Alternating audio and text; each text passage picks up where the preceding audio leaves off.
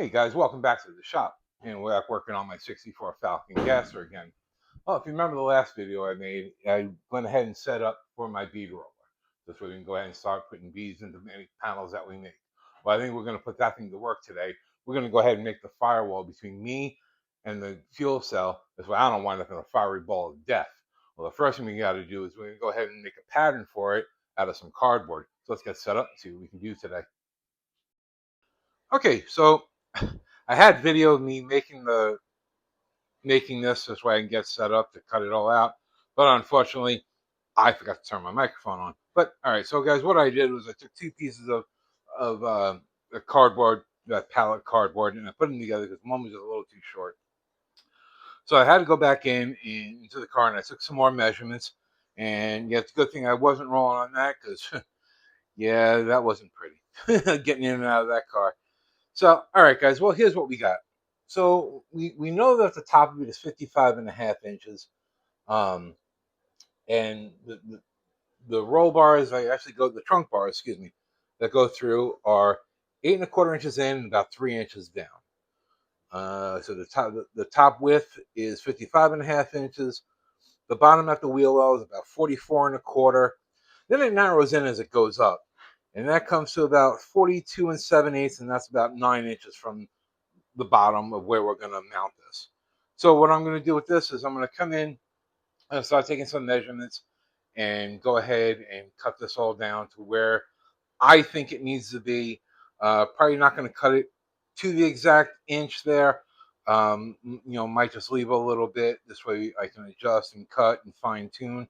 Because remember, guys, the better this pattern is, the better your final product will be.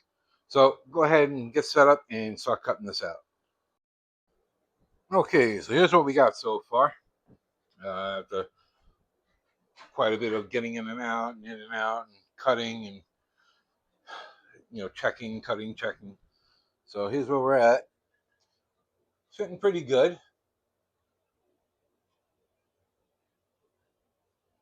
So we're just going to do a couple more fine-tuning adjustments here. And I think we'll be ready to transfer it over to regular steel. Well, I think I'm going to take a quick break, and when I come back, we'll go ahead and do that. All right, guys. Well, we got our template back out, and we got it on some sheet metal here. This is 18 gauge. Now, NHRA does suggest that you run, if you're going to run aluminum, you can be 0.032 is a thickness. And if you run regular sheet metal, it is 0.24.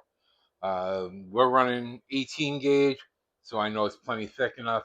And they also say that you can mechanically fasten it to the back of the car, which means you can use rivets or you can use screws, but it does have to be up there, and it does not have to be welded. So I'm going to go ahead and get this cut out, and we'll go ahead and trace it with the marker here, and we'll get it cut out.